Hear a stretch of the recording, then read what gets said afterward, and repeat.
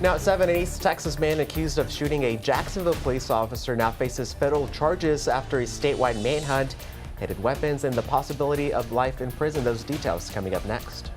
And National Rural Health Day is here, and East Texas hospitals are stepping up. New upgrades mean care is closer to home for Piney Woods families.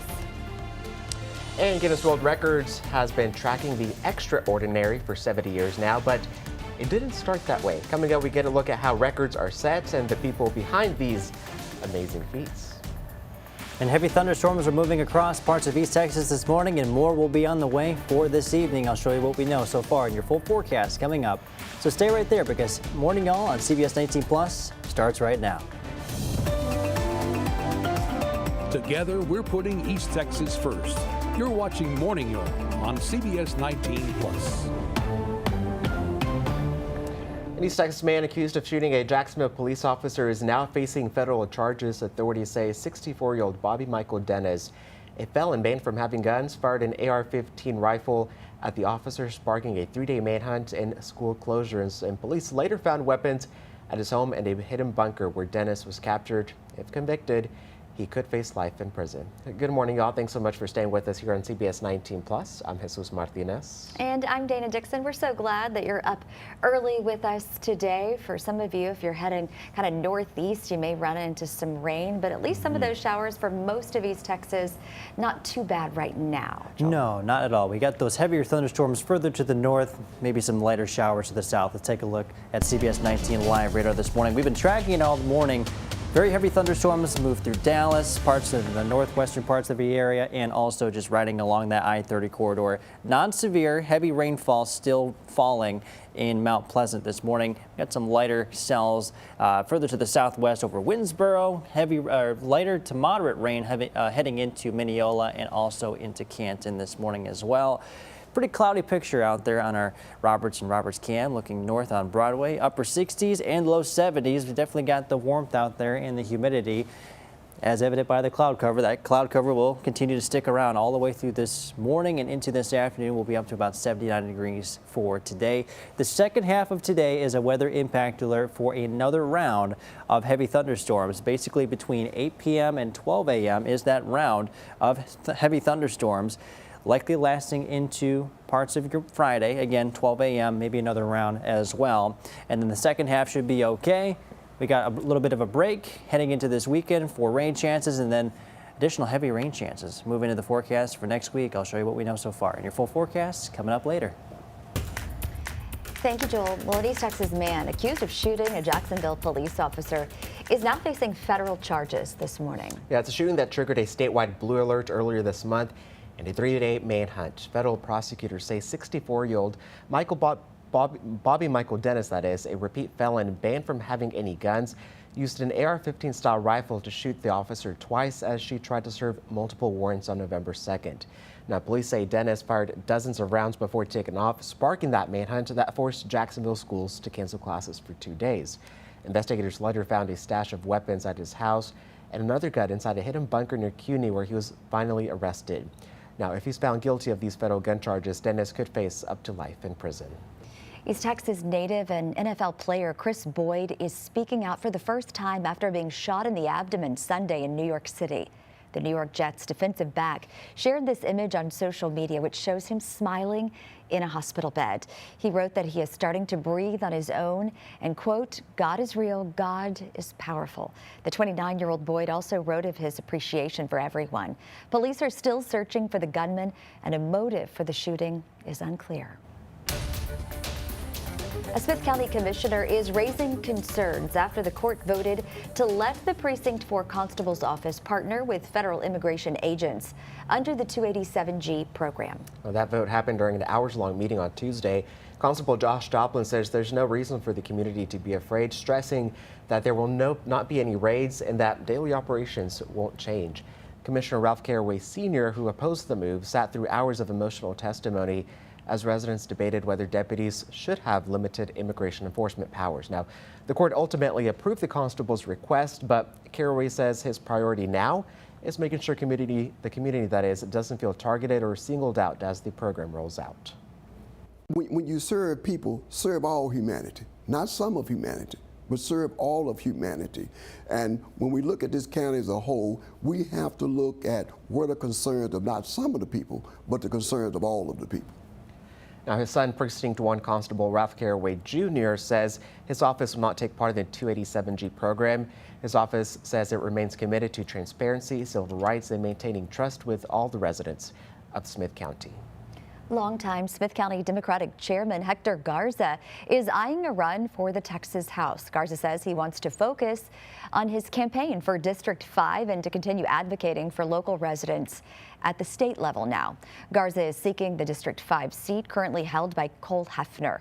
The County Executive Committee accepted that resignation on Tuesday, appointing Cam Ray to complete his term as county chair.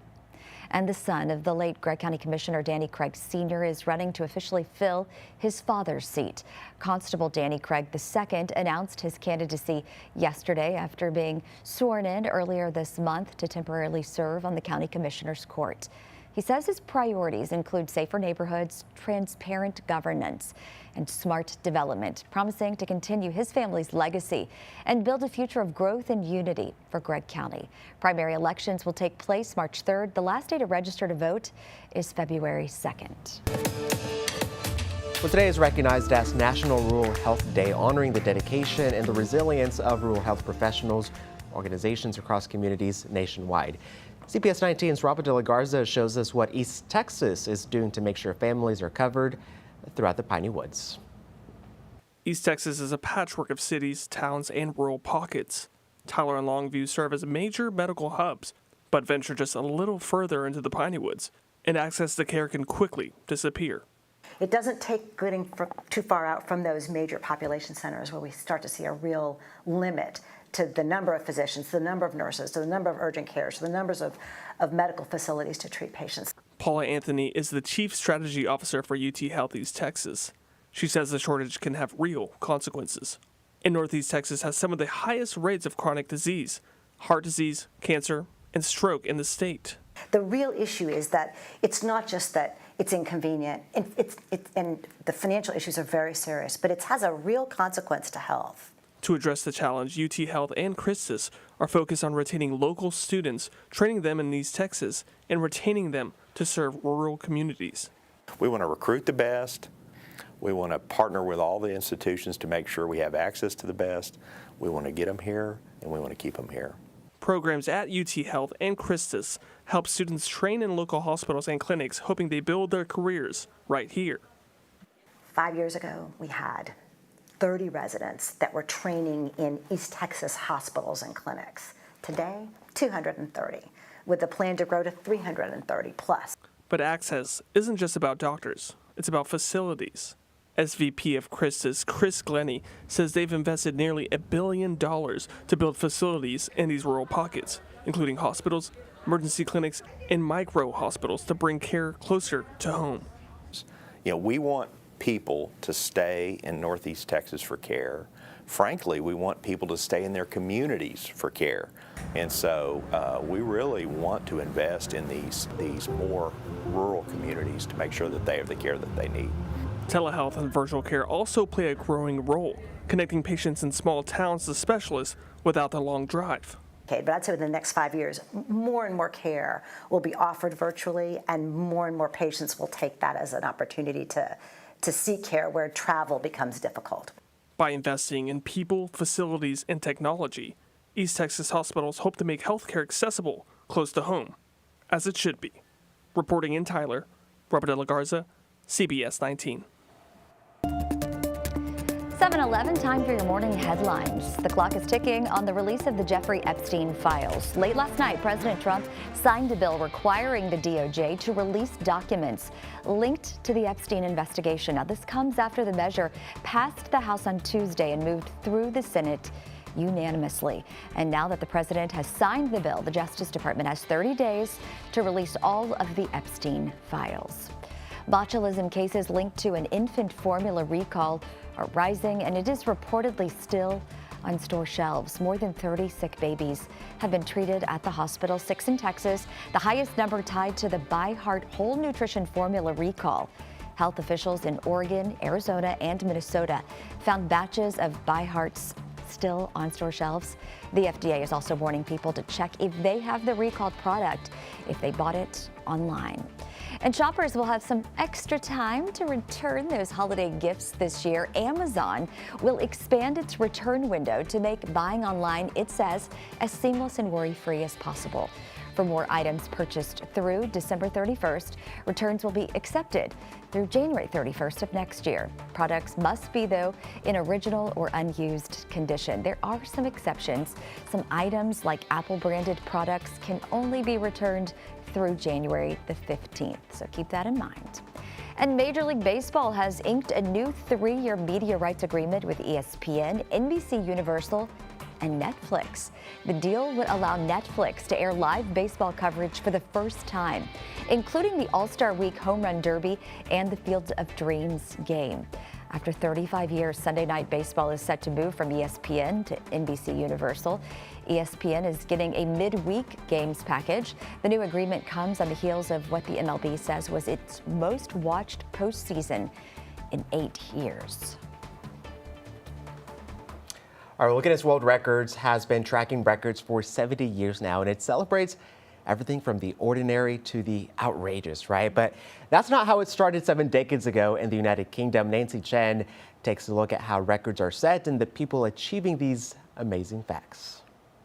You're officially amazing. You are officially amazing. You are officially amazing.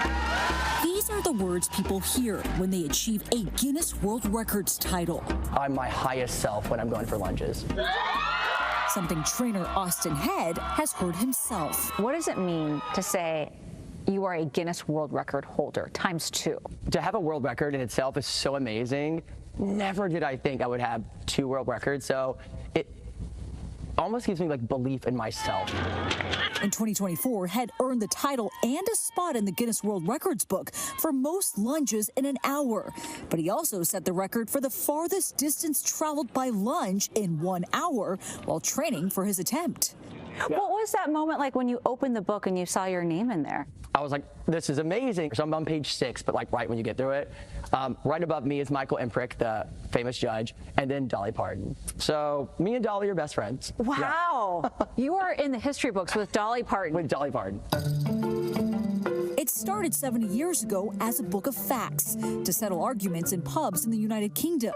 Now it's turned into an international phenomenon. Guinness World Records has sold more than 155 million books in over 40 languages. There are more than 68,000 active record titles. Records range from as simple as the tallest teenager in the world to more zany ones. The most light aircraft pulled by walking on hands. Fastest time to type the alphabet with the nose. And most dice stacked with 1 foot in 1 minute. Editor-in-Chief Craig Glenday and 81 adjudicators around the world review and verify every record. We're here today for an official Guinness World Records attempt for the longest indoor multi-level go-kart track. Now, Andy Glass is one of 10 in North America. We were there on Long Island in New York when he judged this indoor go-kart racing attempt. So for this record title, there were a few things that I was looking for. We had to have a measurement professional measure the track, and I have certified that their measurement is valid, and I've confirmed a total measurement of 1,071.6 meters, which is now set the new Guinness World Records title. Glass has been judging records for 9 years. Every single time that I tell someone they're officially amazing, it just melts my heart. I mean, the amount of dedication and work that goes into achieving any type of Guinness World Records, whether it's an athletic feat, whether it's an engineering feat, anything it's a lot of work. It's amazing. It's a fascination with the limits of human capacity. New York Times bestselling author and journalist Larry Olmsted has written about getting into Guinness. Olmsted says there are 3 main ways to break into the record books. Mass participation records, which is the most people doing something at one time. There's creating a new record, and then the most classic way, which is taking an existing record and breaking it, which is typically the most difficult. And if you're thinking about giving it a shot, here's some advice. You should view it through the prism of fun. If you want to go set a record, do your research, read all the rules, but don't take it too seriously. And once you set it, you're officially amazing. We want to be officially amazing. I was like, I feel like I could take it the opposite way around and make it more stressful than fun for myself. You think? Oh yeah, I'm well, competitive. Maybe we could do the longest newscast on CBS19 Plus and become officially amazing. What would that be? Go. 3 hours? I don't know. On stream, we'll see. I don't know, but y'all are officially amazing to me. Oh, you're officially amazing to us. I feel like if I could break a record, the most plausible one I saw on there would be typing the keyboard with my nose. With your nose? Yeah, the fastest. I feel like you could too. I know the one I don't want to do. The lunges. That looked awful. Oh, my legs were burning. Just watching Just him? watching. Right? You said you got a foot cramp with the dice one too. Well, yeah, with the toe, like when they were putting with their feet. There's some interesting ones just watching there. that gave me a toe cramp for sure. Man. Well, we may not be talented, but we all have skills we wish we could have. That's right. You know, some people dream of playing an instrument, some flawlessly, others maybe want to speak a new language, and some hope to master a sport, even create a new talent. Well, the possibilities are endless, like we saw from the world record story. But if you could wake up tomorrow with a new talent, what would it be? Oh, I have been thinking about this for hours. Have you? Mm-hmm. I like to sing, and I do sing, but I'm not like Mariah Carey. So maybe that's what it would be. It'd be to sing like Mariah Carey or Carrie Underwood, and then go make millions with that talent, right? I feel like for me, be the next Bob Ross. Okay. I try to paint. I try to draw. Best you're getting out of me are stick figures, and maybe like a 5-year-old drew something. Me too. It's best as you're getting from me. I'm really good at some bubble letters or like block letters. However, though, nowadays we call that abstract, and it could go for millions of dollars. You stick a banana with tape on the wall. Done. You need to have a purpose behind it. Right. Though. You're gonna have to say why you did that. An elaboration behind it. Right. I would want the talent of like playing the guitar or banjo. Right. My dad. I grew up with my dad playing the banjo, and I always wanted to learn, but I just never like. I love that one. I wish I could play the guitar and the piano. I can bang out some notes on the piano because I can read music, but it's not good. I wish I could just sit there and play a song. The best on the piano I can play is the Jingle Bells. Oh, you can? Those 2 words, jingle bells, jingle all the way. That's all I know how to play on the piano. I think I used to know how to play that. But it's like those in time. few keys are right there for a little bit. Perfect. All right, well, people are getting ready to head out today, and there's some traffic out there, but the streets slick in some spots across East Texas. Yeah, that's the one thing you're going to have to watch for. The rain is actually moving away from the area, which is really good. Maybe a couple of light showers in some spots, but all in all here, not looking too bad on I-20. We got 2 hours over to Dallas, an hour and 30 minutes over to Shreveport for you this morning. Not looking too bad on US 69 as well. 2.5 hours up to Denison and an hour and 30 minutes down to Lufkin. 55 minutes from Jacksonville to Nacogdoches, and from Tyler to Longview. That's going to be about 40 minutes for you this morning. 55 minutes from Tyler to Palestine, and from Tyler to Athens, that'll be 45 minutes for you this morning. Still tracking a little bit of light rain. Those heavier thunderstorms still right up against the I-30 corridor heading out of Mount Pleasant. Got some lighter showers heading into Wood County, and will likely be clipping the city of Gilmer within the next few minutes here. All in all, not looking too bad on our visibilities as well. The only thing that we're kind of really tracking this morning, at least at a large scale, is going to be those thunderstorms. But all in all, no fog really to really speak of this morning. I am giving you a yellow light all the way through 9 o'clock for those thunderstorms in some parts of the area and some of those slick roadways. We'll have a break in between more thunderstorms later tonight. That'll be after 6 p.m. So it should be a pretty nice, easy-going evening commute for you. And more rain will be on the way, and I'll show you what that looks like in your full forecast. All right, thank you, Joel. Well, imagine knowing that you're about to give birth, but the hospital that you're in doesn't believe you. That's what one Indiana mother says happened just minutes before delivering her baby in a car. Mercedes Wells says she was in excruciating pain when staff at Franciscan Health in Crown Point wheeled her out of the hospital on Sunday, 2 weeks before her due date. She says she was never seen by a doctor, even though her contractions were just 1 minute apart. A nurse told her, she says a nurse told her that she was being discharged because she wasn't far enough along. Her husband got her into the truck to drive to another hospital, but 8 minutes later, she gave birth to their fourth child, Alina. I was in excruciating pain. She seen me in pain and agony, and I guess she still perceived me to not be in labor. Franciscan Health says it understands the concerns and is conducting a thorough investigation. Wells says the experience left her deeply hurt, telling people that she felt stripped of her dignity and treated less than an animal. It's time for CBS19 Sports. Hello and welcome to sports. I'm Jimmy Searfoss. We're glad you're with us. There were 704 Texas high school football teams that made the playoffs in 2025. The ones that didn't now spend the next year trying to figure out how to change that. Down at Alto ISD, they feel a new athletic director and head football coach would do the trick. The school posted the job yesterday after 4 seasons with Brock Grigsby. This past season, the Yellow Jackets went 4-6 and missed the playoffs for the 4th straight season. Grigsby's first season at Alto would have qualified, but the UIL ruled that the school turned in the wrong enrollment number and banned them from the 2022 bracket. The search for the next Yellow Jackets head coach begins. Down in ARP, though, they're one of the best teams they've had in years. That's not my words. Those are DeMarvion Overshones, and now they've got their hands full with the Dangerfield Tigers in round 2. ARP have smothered every single team not named Troop, and they think they can do it again against one of the high-powered Dangerfield offenses. Defensive coordinator this week, he installed a lot of new stuff that they haven't really seen yet, so it should catch them off guard, and as long as we just do what he's been coaching us to do, then we should be able to stop them, and they shouldn't put up very many points.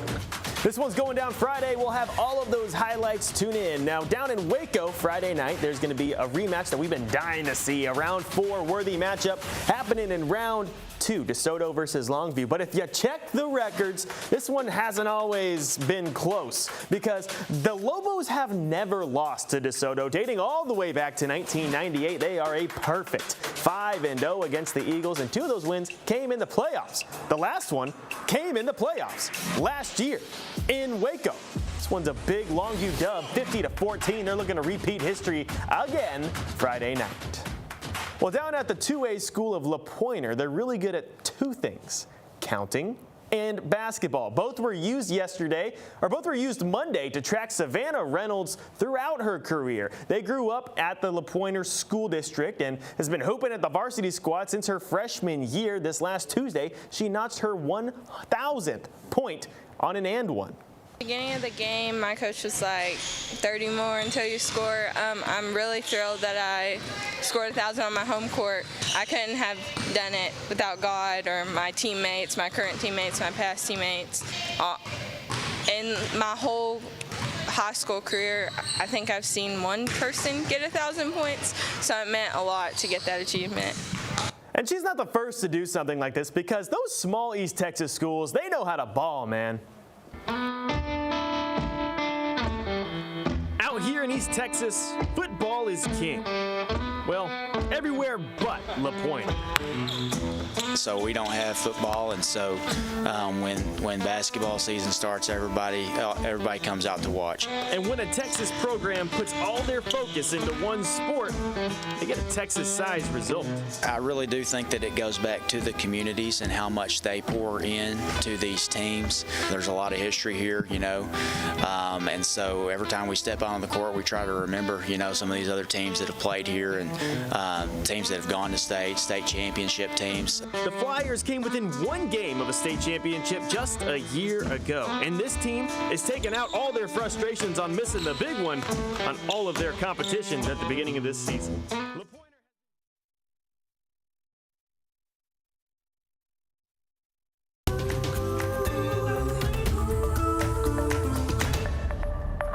Good morning, all. I'm Jesus Martinez. And I'm Dana Dixon. Thanks for being with us for this news update.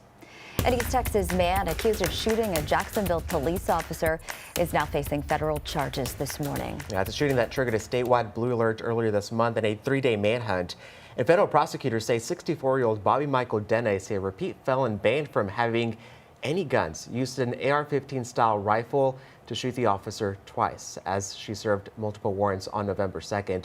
Police say Dennis fired dozens of rounds before taking off, sparking that manhunt that forced Jacksonville schools to cancel classes for 2 days. Now, investigators later found a stash of weapons at his home and another gun inside a hidden bunker near CUNY, where Dennis was finally arrested. Now, if he's found guilty of federal gun charges, Dennis could face up to life in prison.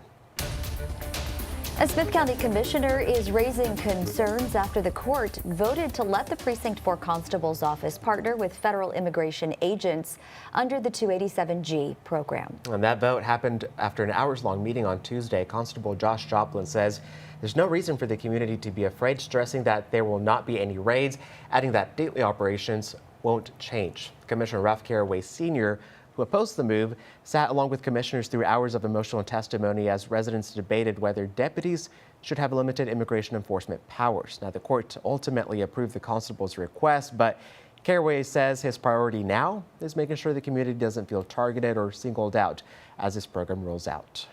Longtime Smith County Democratic Chairman Hector Garza is stepping down, and he's eyeing a run for the Texas House. Garza announced he'll resign to focus on his campaign for District 5, saying he wants to continue advocating for local residents at the state level. Garza is seeking the District 5 seat currently held by Cole Hefner. The county executive committee accepted his resignation Tuesday, appointing Cam Ray to complete his term as county chair. And East Texas native and NFL player Chris Boyd is speaking out for the first time after being shot in the stomach Sunday in New York City. The New York Jets defensive back shared this image on social media, which shows him smiling in a hospital bed. He wrote that he's starting to breathe on his own and, quote, "God is real, God is powerful." Police are still searching for the gunman. All right, let's get a check of your weather right now, Joel. We got another round of heavy thunderstorms possible into the later half of today. We're talking between 8 p.m. and midnight. Gusty winds and flash flooding are going to be the two main things that we're going to be watching for with those thunderstorms. Definitely going to need that rain gear, and also download the CBS19 app just to receive the latest updates. Here it is on Future Skycast. So we had the round this morning staying north of I-20. Second round expected to move in by 8 o'clock, and it'll start to weaken as it continues to move to the east. Some of the heaviest rain expected to fall along and west of US 69. Along with some gusty winds. A couple more showers will be a possibility into your Friday morning, but by and large, Friday is a pretty great forecast. We got a pretty calm Friday and into your Saturday as well, also into Sunday. Another round of very heavy thunderstorms could also be a possibility into your Monday as well. We'll keep you updated throughout the week.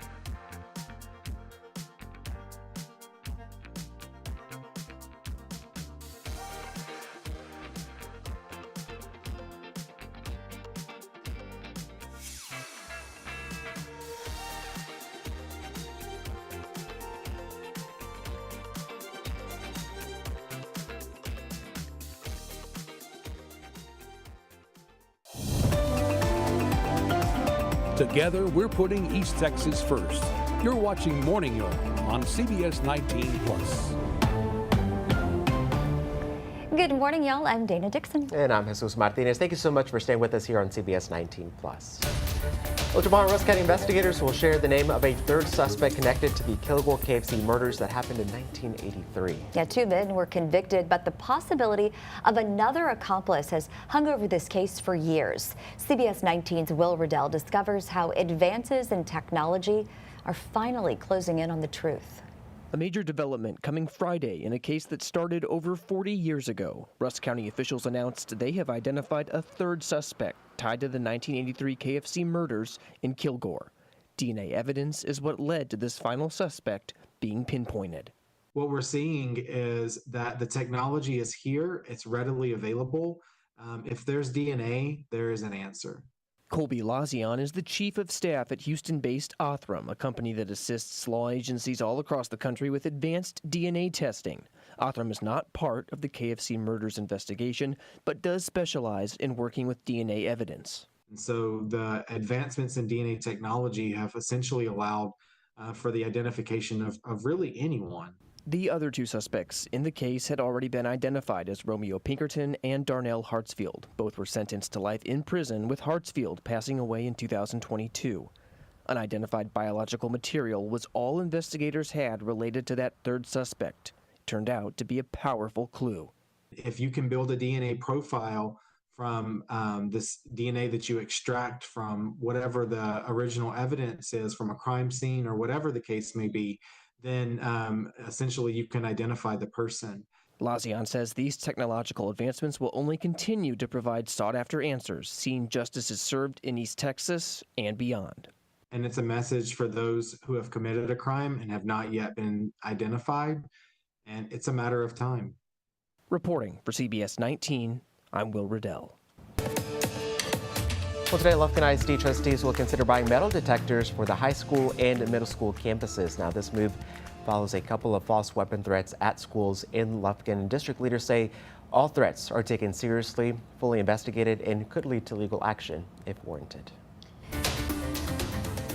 7:33 now. President Trump says he has made good on his promise to sign the bill calling for the release of the Jeffrey Epstein files. Now the Department of Justice has 1 month to comply, though legal experts say a new investigation could lead to some delays. The president has called the Epstein scandal a hoax, but at the same time is trying to tie the deceased convicted sex offender, that is, to some high-profile Democrats. CBS News' Jared Hill has more.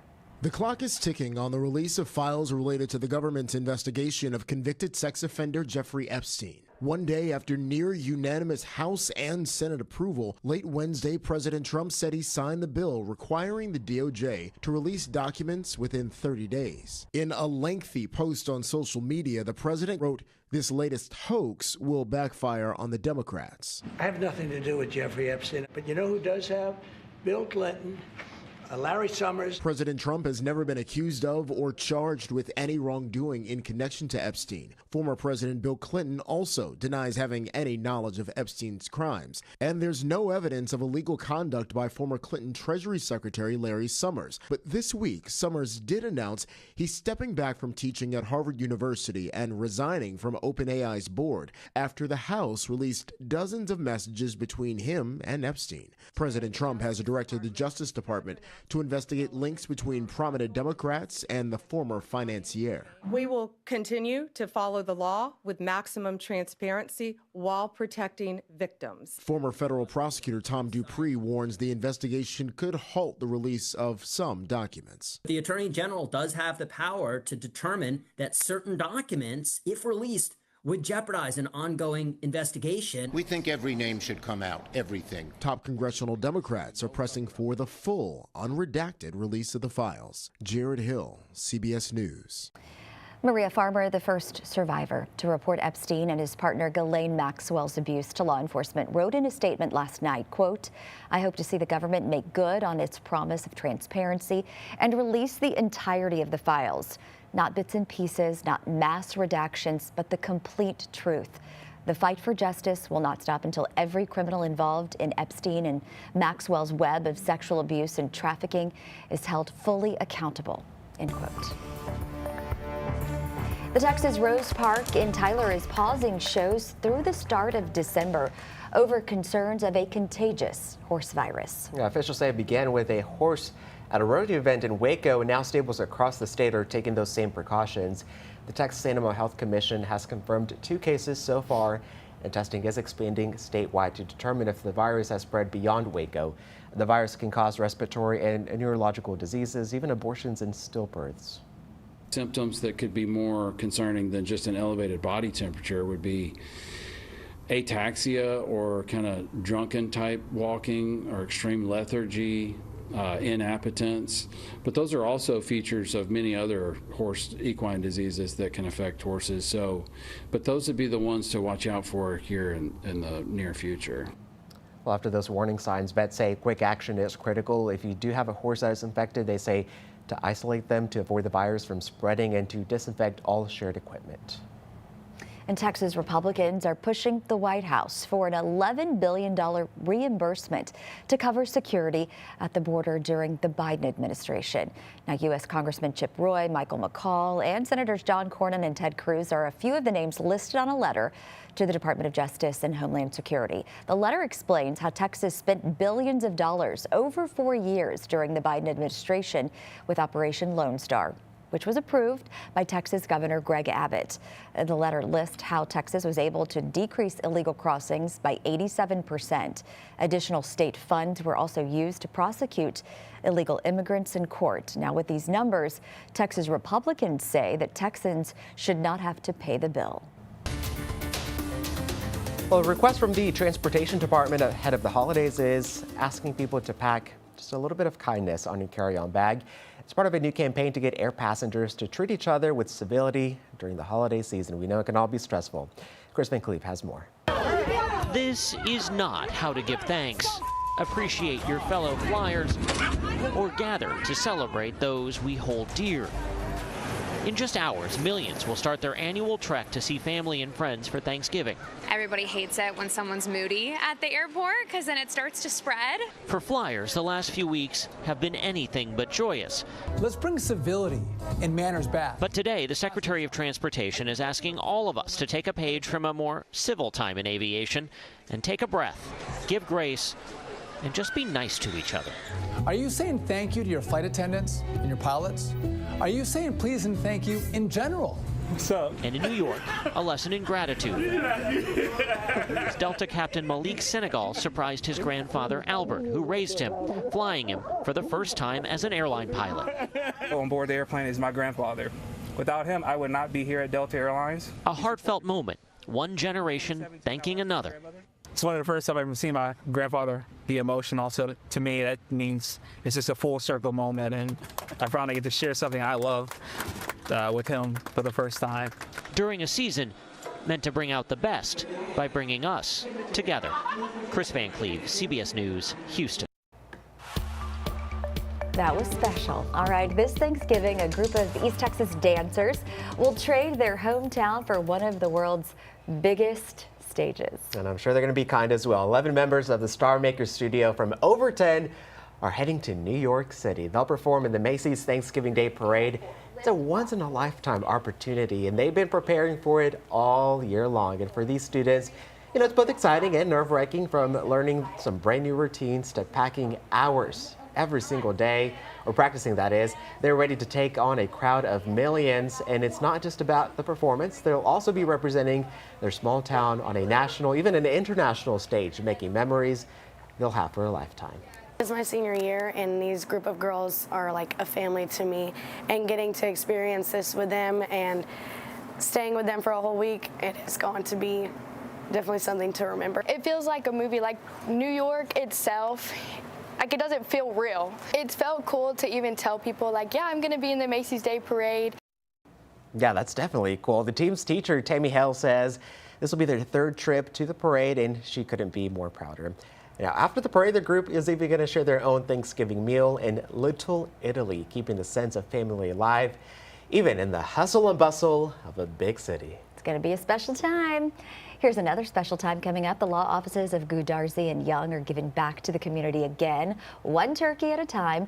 On November 24th and 25th, they are continuing their annual turkey giveaway at Mod Cobb Convention Center in Longview and at Gilmer Elementary School starting at 10 a.m. In a statement, they said they'd like to wish East Texans a happy and joyful Thanksgiving.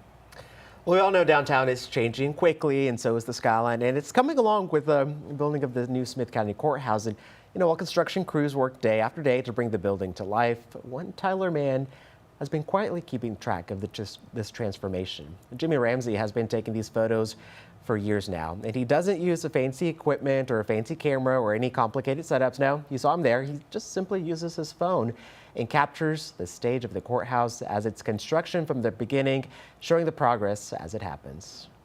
I can't believe looks like this now. I'll look at a picture of it when it was just a pit after they dug out the basement, and that was just about a year or so ago, and I'm amazed at how far along they've came.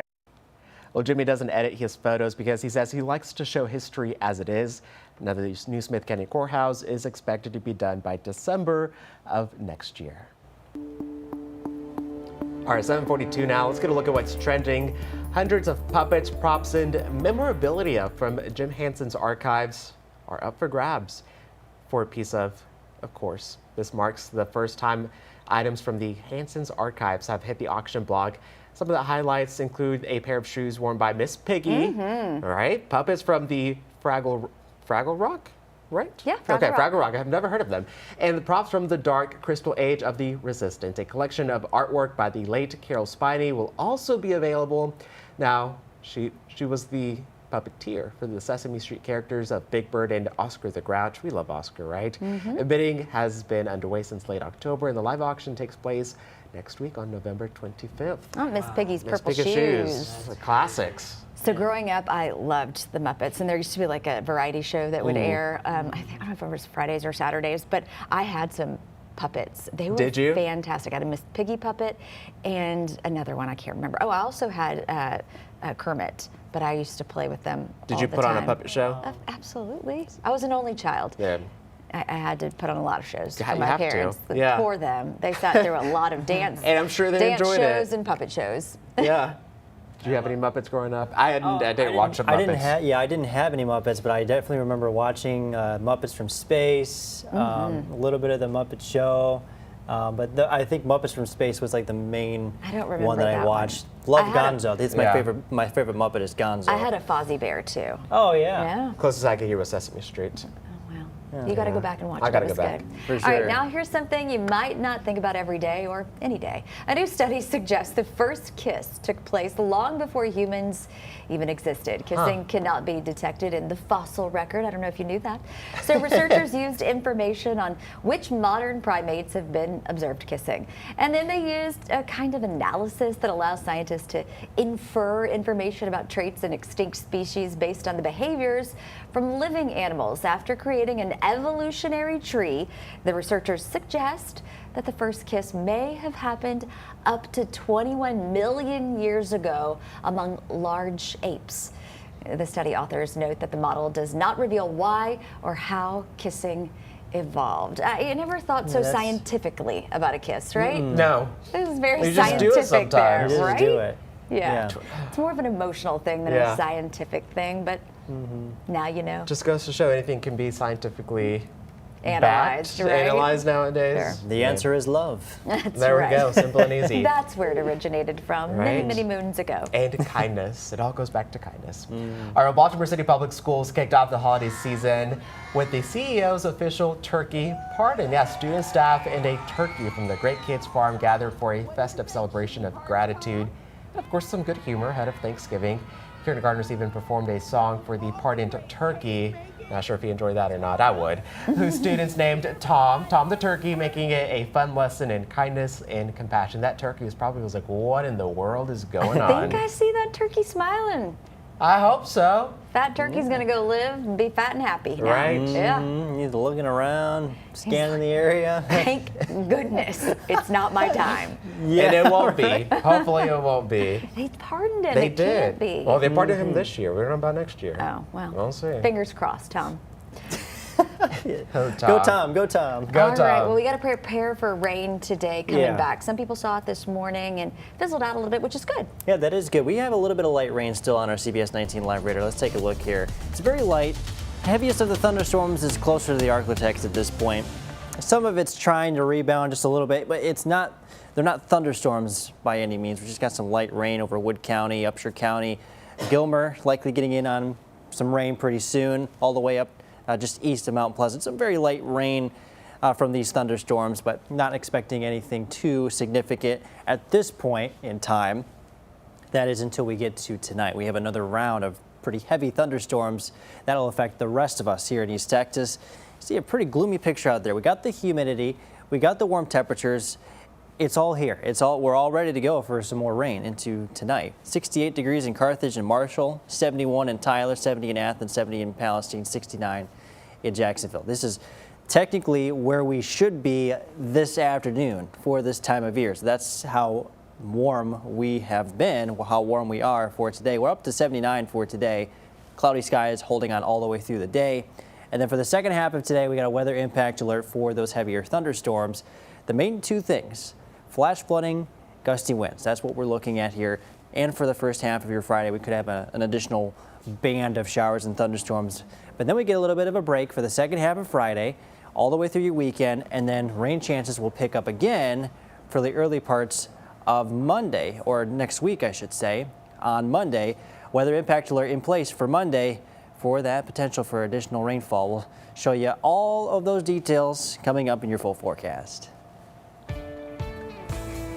Thank you for that, Joel. Well, a young woman losing her sight finds a new way to enjoy the world through a camera, a cane, and a growing online community.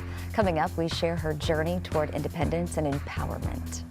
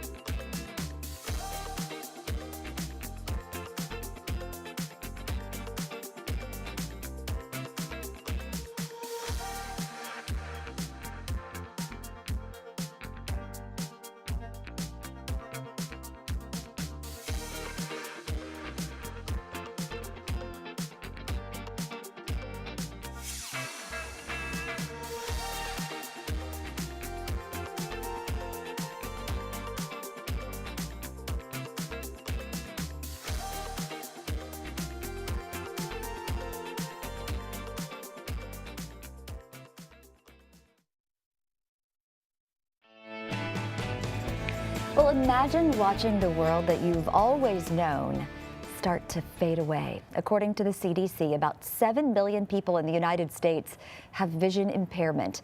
That includes 1 million with blindness. Uba Ali has one woman's story who's raising awareness about the reality of losing her sight. The way Sabrina sees the world today, my left eye is my worst eye. I see mainly like lights and colors. Is much different from what she once saw. At a very young age, she was diagnosed with an autoimmune disease. And because of the steroids and the treatment that I had, I did end up developing glaucoma. Since the age of 6, her eyesight has been fading. I haven't come to terms with it. Every single time that I lose more vision, it's always another adaptation phase that I have to go through. It's another grieving process. At 27, she's learning to live differently and independently. How important is it for you to live a normal life? Walking with a cane and learning how to use it is one of the most important things that I've ever had to do.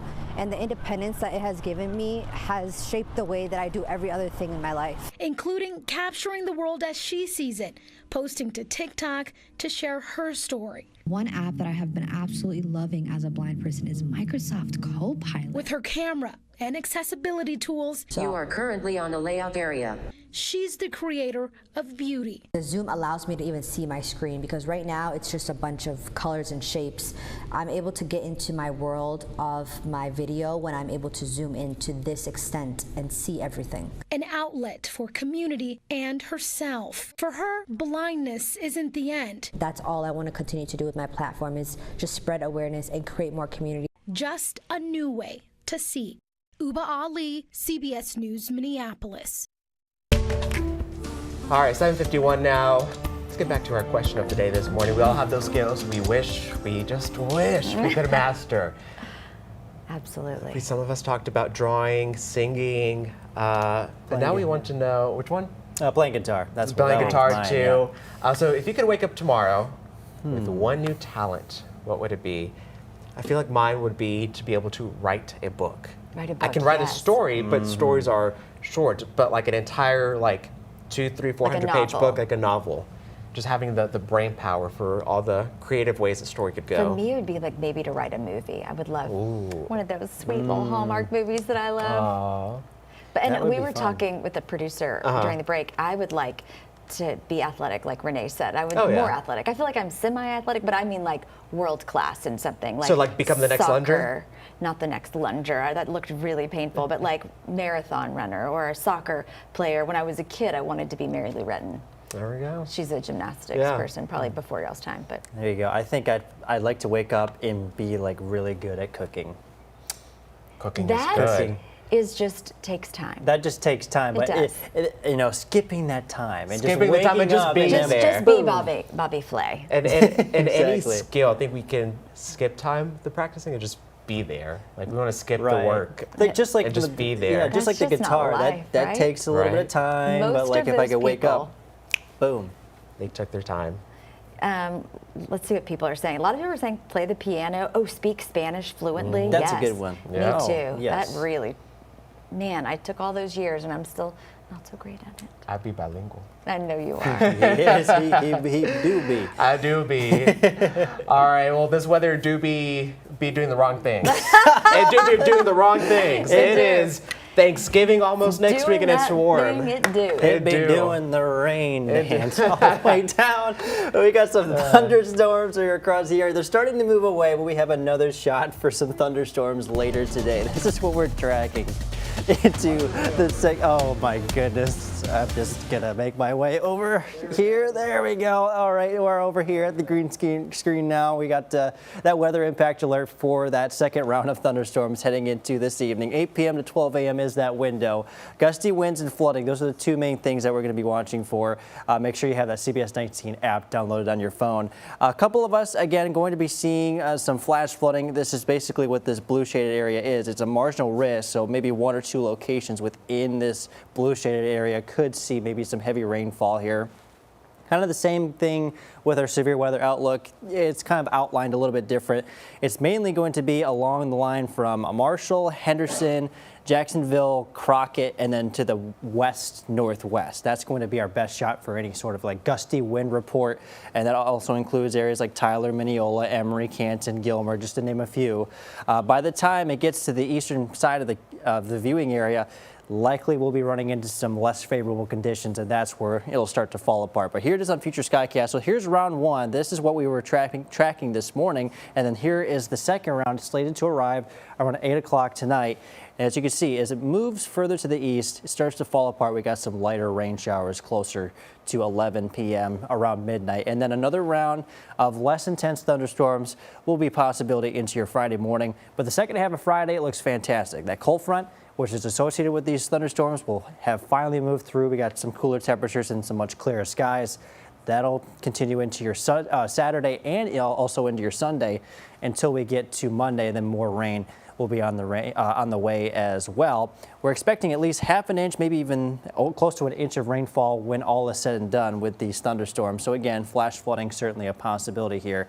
We get that break Saturday into Sunday. Monday is another weather impact alert for that second round, or an additional round, I should say, for heavy thunderstorms. And then some cooler, much drier conditions will be a likely possibility in your Tuesday and Wednesday, with highs near 65 by Wednesday. Thanks, Joel. We're about to step away for a moment while we do our over-the-air broadcast with a news update. That's right. We'll be right back here on CBS 19 Plus.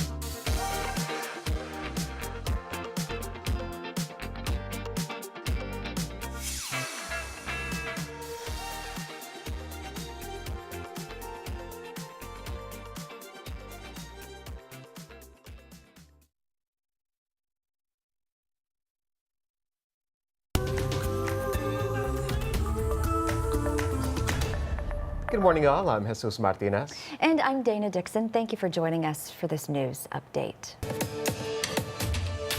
Well, today, Lufkin ISD trustees will consider buying metal detectors for the high school and the middle school campuses. The move follows a couple of false weapon threats at the schools over in Lufkin. District leaders say all threats are taken seriously, fully investigated, and could lead to legal action if warranted.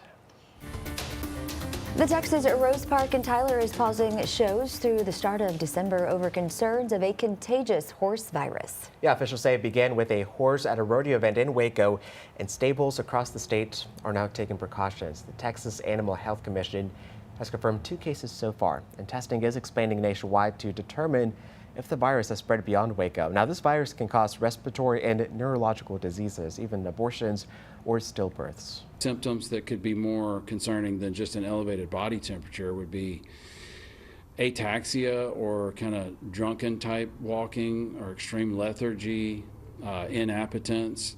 But those are also features of many other horse equine diseases that can affect horses. But those would be the ones to watch out for here in the near future. Well, after those warning signs, vets say quick action is critical. If you do have a horse that is infected, they say to isolate them to avoid the virus from spreading and to disinfect all shared equipment. The law offices of Godarzi and Young are giving back to the community 1 turkey at a time. On November 24th and the 25th, they are continuing their annual turkey giveaway at the Mop Cop Convention Center over in Longview and at Gilmer Elementary School starting at 10 a.m. In a statement, they said they'd like to wish East Texans a happy and joyful Thanksgiving. Yes, and let's hope it starts to feel like that soon. Hopefully. Let's get over to Joel now.